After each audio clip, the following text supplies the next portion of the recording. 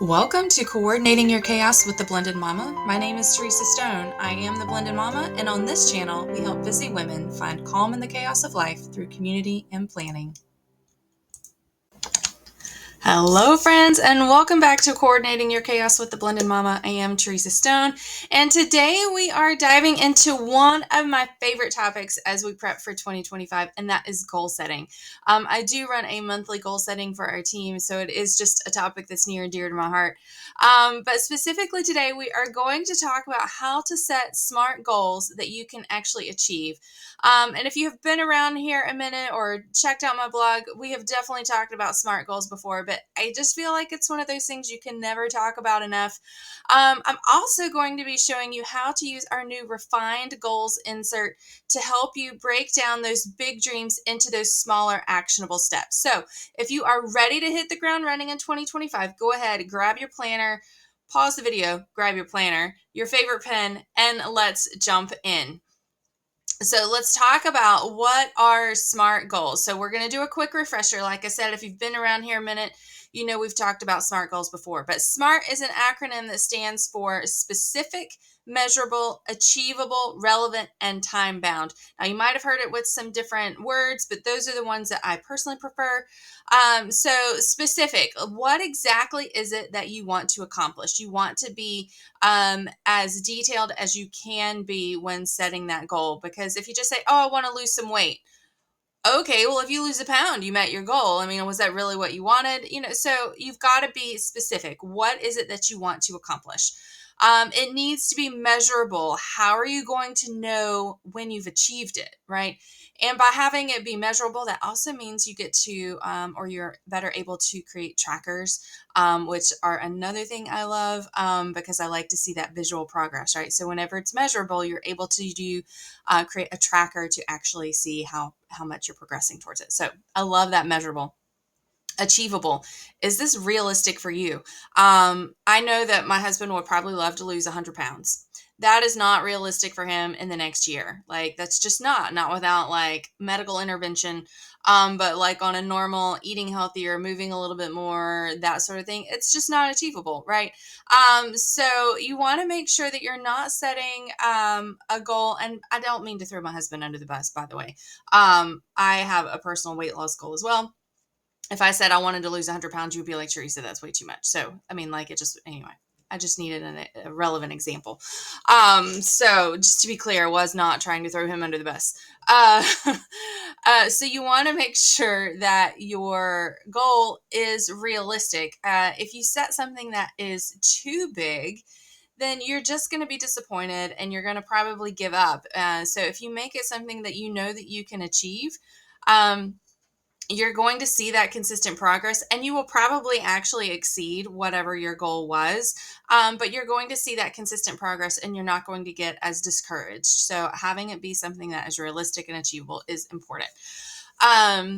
Relevant. So does this align with your bigger goals and priorities? If you haven't already done some of the goal setting that we've been talking about this month, where you really think about your big vision and break it down into some smaller goals and understanding where your priorities are, then it's going to be hard for you to do this, right? So I'm going to ask you to go back, do that, right? Think about big picture. Where do you want to be in 5 years? What are the things that are most important to you? And how can everything line up together? Go back and do that. Okay. So you want to make sure that your goal is relevant, that it is in line with what you have said are your top 3 priorities. So, because if it's not relevant, then why are you doing it? If it's not going to help you get towards the biggest 3 priorities in your life, then why are you doing it? Right. So just think about things like that. And then time bound. When do you want to achieve this? This is December. We're starting to, most of us, whether you do a New Year's resolution or you set a goal for the year or word of the year, whatever it is, most of us tend to do that around this time of year. You could do this exercise absolutely at any point in time.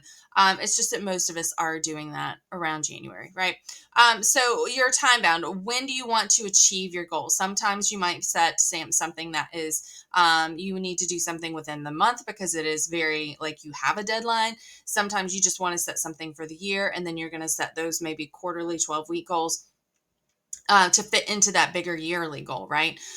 So just whatever, you need to have some kind of time bound on it, again, so that you can track the progress. Because if you say something is you want to do it by the end of 2025, okay, you've got 12 months to do it. That means that in January, February, March, you need to have done 25% of it, right? So having that time, again, is going to help you with your measuring and your tracking. Okay. So having those SMART goals takes the guesswork out of your goal setting. It gives you a clear path forward.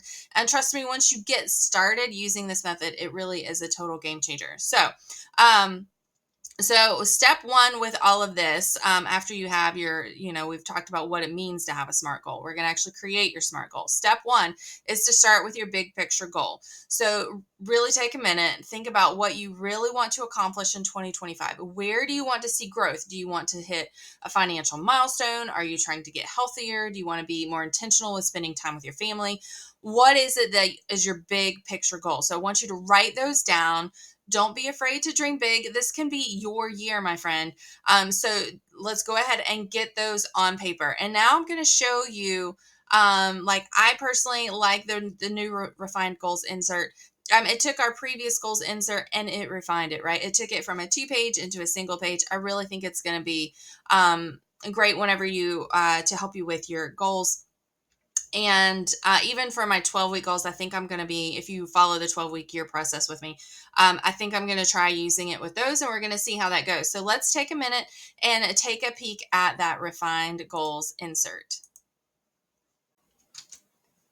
Okay, so here is your peek at the refined goals insert. This is a perfect insert for creating your goals and breaking them down, because it does give you a very clean space to do all of those steps. So we are going to talk through making each goal SMART, right? So that the first step that we just talked about was starting with your big picture goal. The next step is to make each goal SMART.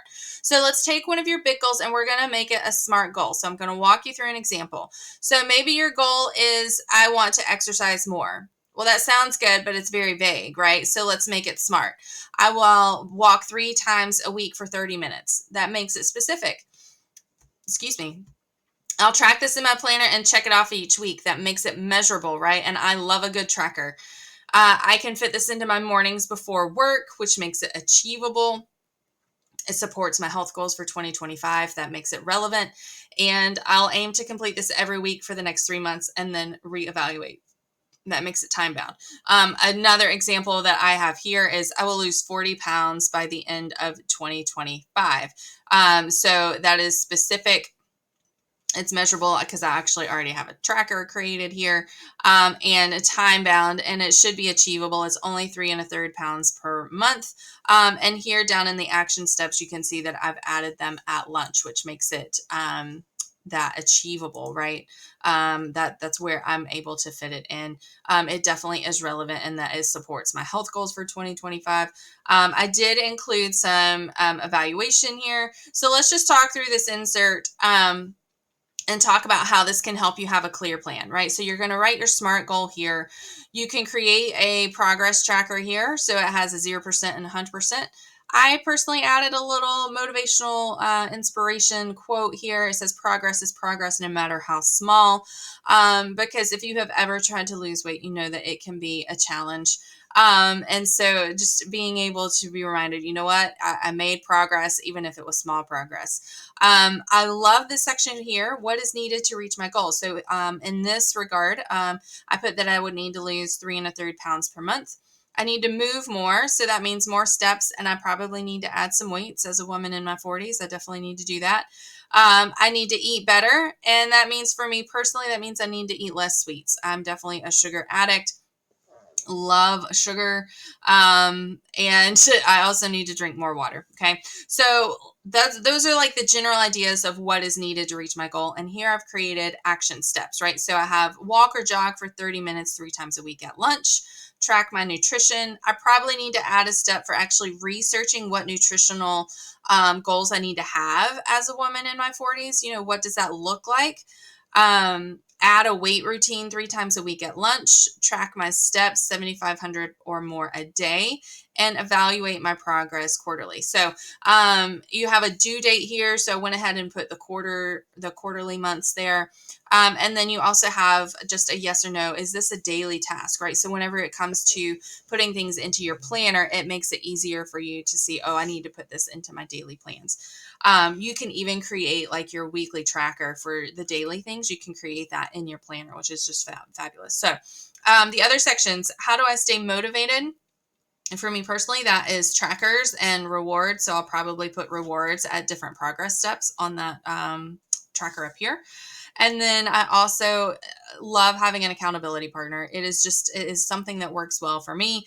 So I will have an accountability partner for that. And then there's also a place for you to make some notes. You could use this again for like inspirational quotes. You could use it to, maybe you add notes whenever you're doing your progress checks, things like that. So in this insert, you can write down your goal, outline the steps that you need to do to make it happen, and it helps keep all of those things in one place. So it's easy for you to track your progress and celebrate your wins along the way.